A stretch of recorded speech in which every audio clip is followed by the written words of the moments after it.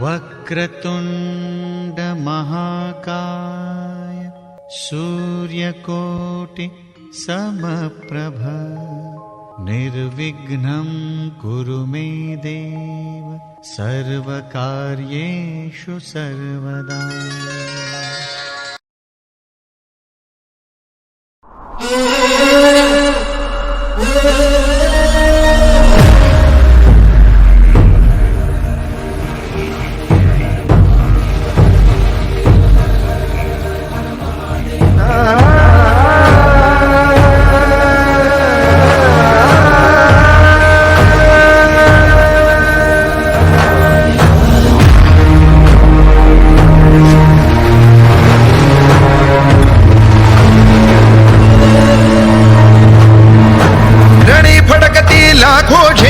अरुणाचा अवतार महा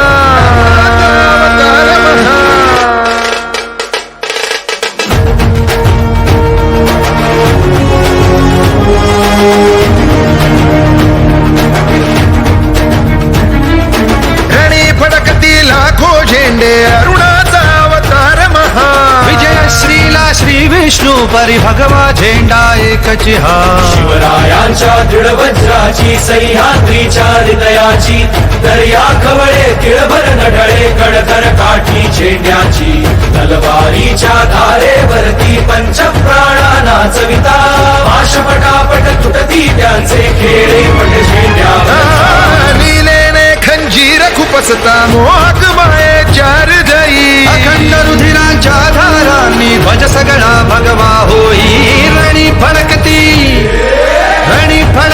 लाखो झेंडे अरुणाचा अवतार महा विजय श्रीला श्री विष्णू परी भगवा झेंडा एकची हार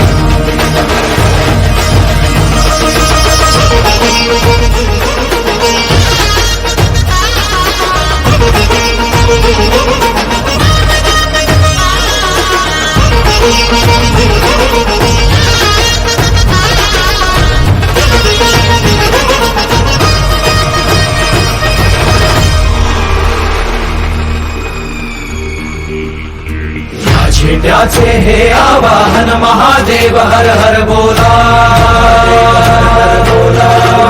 उठा हो अंधारावर घाव निशाणीचा गाला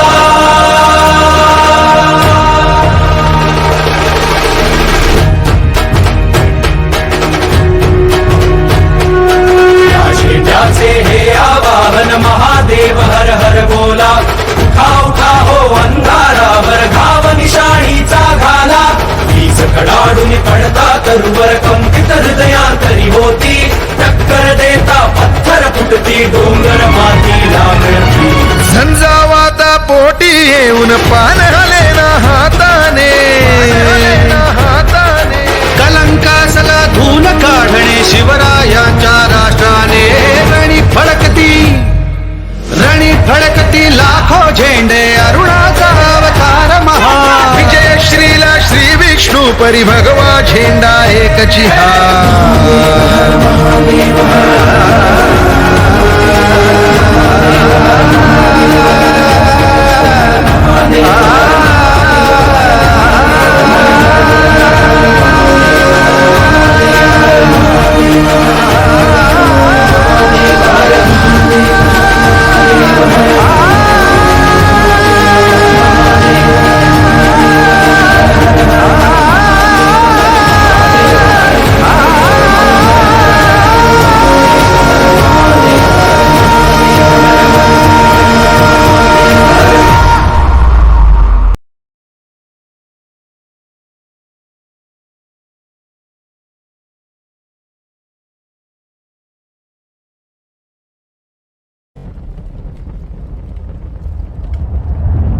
बादब बा मुलाहिजा होशियार आस्ते कदम नजर बर कदम हजरत दिल्ले इलाही सुभान के बढ़ रहे हैं कदम मोयुद्दीन मोहम्मद औरंगजेब आलमगीर बादशाह गाजी तशरीफ फरमायन वैसे तो पूरे हिंदुस्तान पर मुगल सल्तनत का परचम बुलंद है।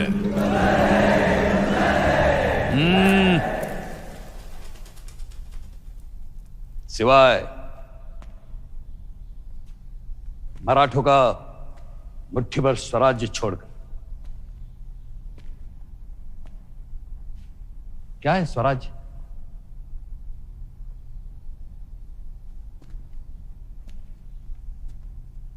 औकात क्या है उनकी? किस लिए आलमगीर औरंगजेब पिछले 6 सालों से दिल्ली का तख्त छोड़ के इस दक्कन की घाटी में आ पड़ा है, इस पहाड़ी धूल और मिट्टी में? लेकिन हम भी जानबूझकर पड़े रहे, उस दिन का इंतजार करते रहे जिस दिन कोई सुरमा इस भरे दरबार में आएगा और कहेगा, हां हमने शिकस्त दी है उन पहाड़ी चूहों को। और आज वो सुरमा हमें मिल भी गया है।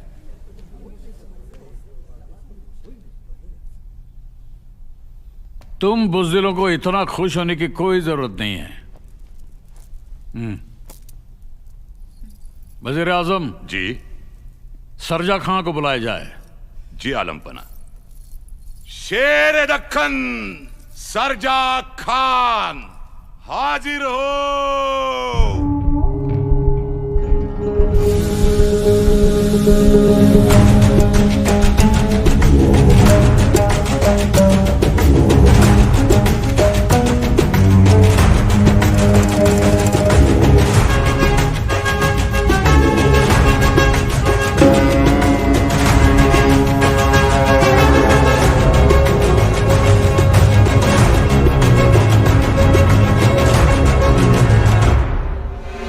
सरजा खां, आज इस भरे दरबार में हम तुम्हें रुस्तुम खां इस खिताब से नवाजेंगे, लेकिन उससे पहले इन सब बुज़दिलों को बताओ कैसे मार गिराया मराठों के उस शेर जैसे सर सेनापति को। बताओ। मरने से पहले क्या कर रहा था वो? रो रहा था? जिंदगी की भीख मांग रहा था? क्या रहा था? अरे उसके मौत की दर्द भरी कहानी सुनाओ, क्योंकि तुम्हारी इस फतेह की वजह से अगले कुछ ही दिनों में यह दरबार इंशाअल्लाह रायगढ़ पे होगा।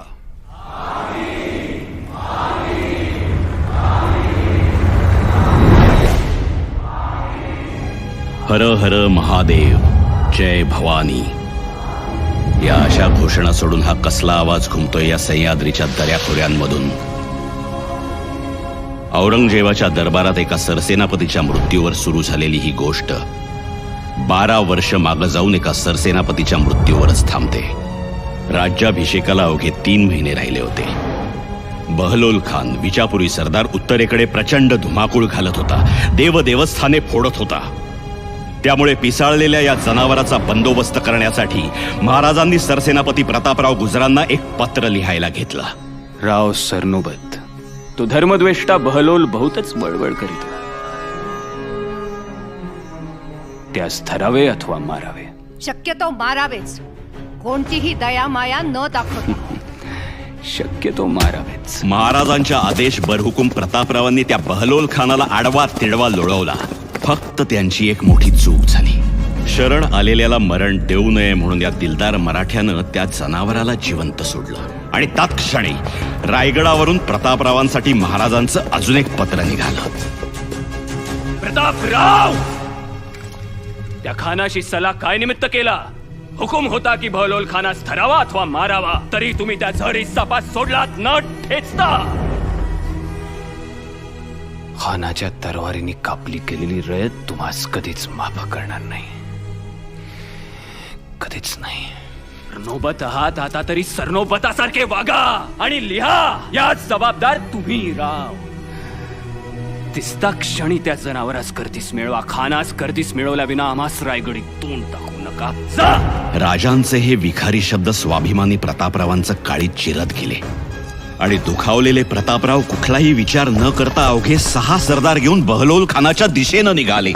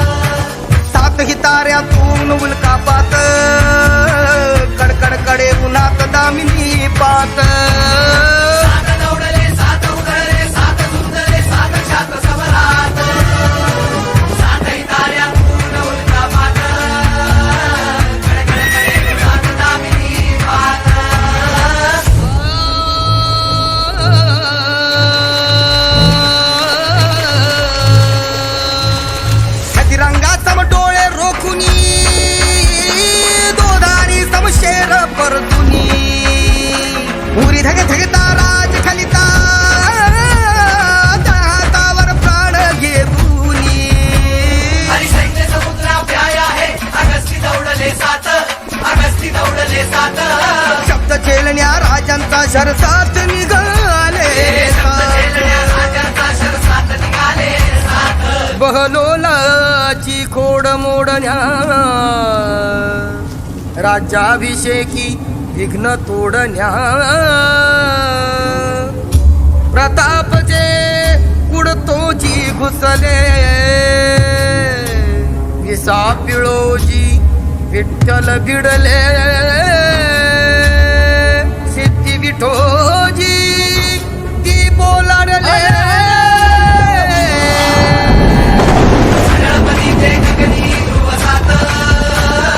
सात दौडले सात उधळले सात झुंजले सात चात्र समरात सात हिताऱ्यातून उल्का पात कडकडे उन्हात दामी पात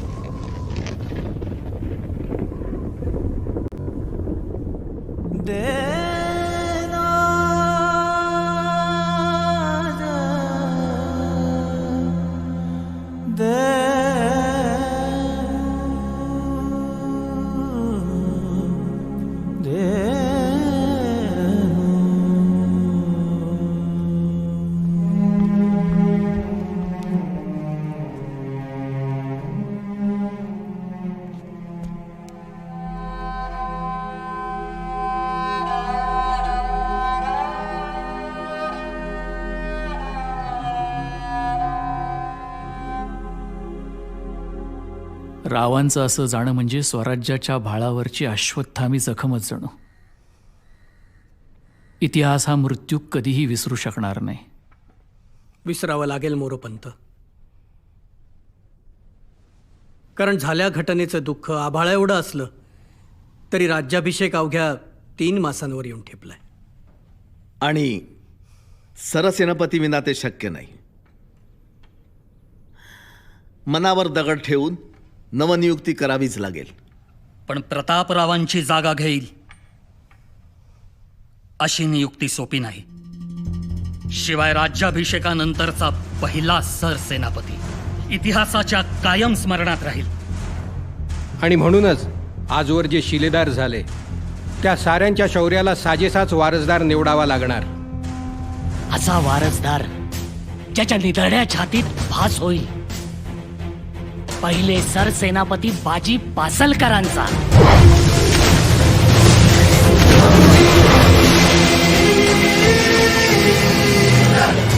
त्याच्या नजरेत कायम इमान असेल स्वराज्यनिष्ठ कान्होजी चेध्यांचा.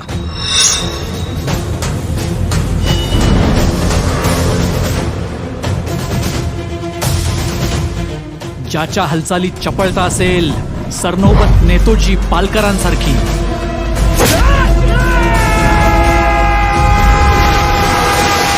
त्याची निर्णय तत्परता मात्र असावी बुलंद प्रतापरावांसारखी. याची तळपती तलवार वारसा मात्र जपेल सुभेदार तानाजी मालुसऱ्यांचा.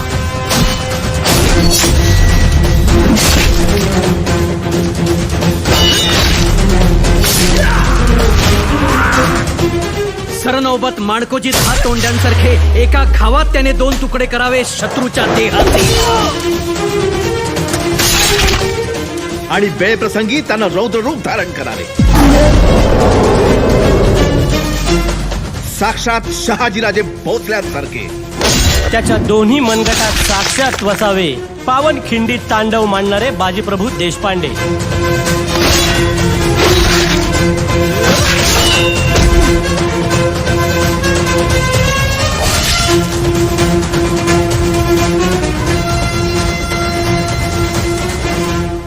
हौसाजी मोहिते कुठं आहेत?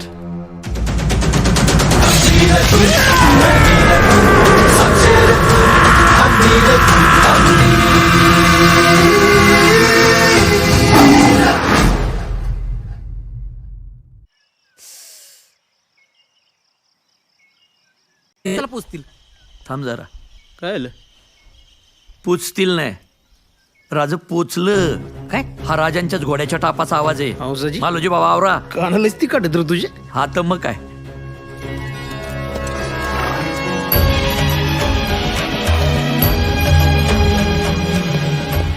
राजा मुजरा घ्यावा. हंसाजी, महाराज इथवर का आले असा प्रश्न नाही पडला तुम्हाला? बहलोल खानाला तोडायचा आदेश असेल तर राजा तुम्ही रायगडावर पोचायच्या त्या खानाचं मुंडकं तुमच्या पायावर टाकीन. राजा आदेश द्या. हौसाची मोहिते, स्वराज्याला आता कुठल्या खानाच्या शिराची नाही तर तुमच्यासारख्या शूराची गरज आहे. राज, उद्या पहाटे परशुरामाच्या मंदिरी सरसेनापती पदाची वस्त्र आणि तरवार देऊ. प्रतापरावांचा वारसा तुमच्या खांद्यावर दिला जाईल. राज, मी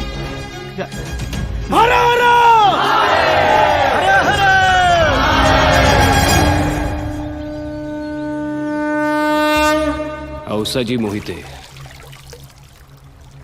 हिरण्यगर्भ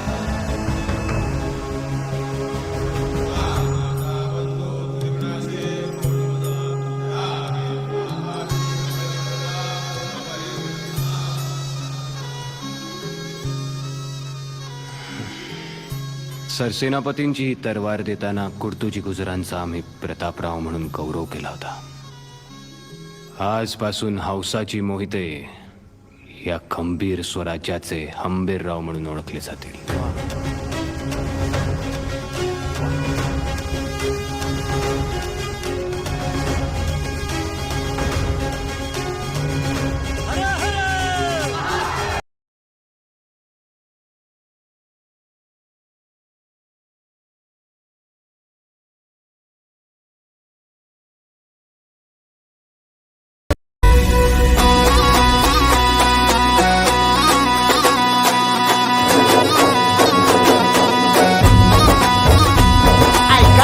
मराठी मर्दानो,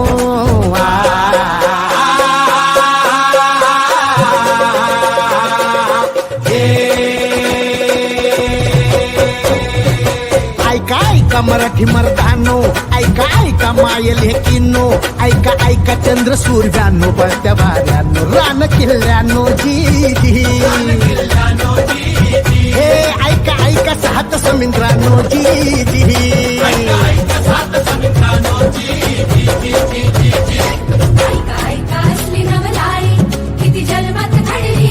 बादशाही पडे पायाशी जी जी, छताडावर नाचे शिवशाही जी जी, बादशाही पडे पायाशी जी जी, छताडावर नाचे शिवशाही जी जी,